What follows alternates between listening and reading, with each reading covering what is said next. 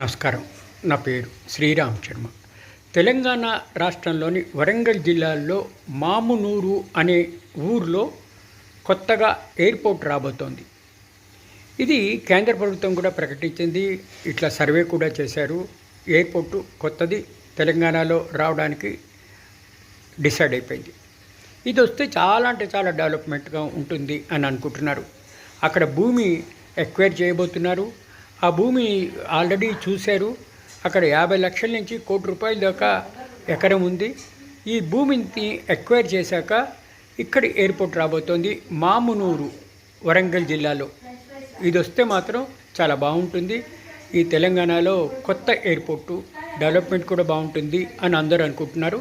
ఇది స్టార్ట్ అయితే అక్కడ భూములు ఇచ్చిన వాళ్ళకి ఉద్యోగాలు, ఆ లోకల్ కూడా ఉద్యోగాలు బాగా పెరిగే అవకాశాలు ఉన్నాయి అని అందరూ అనుకుంటున్నారు. ఇది చాలా చక్కటి డెవలప్మెంటు.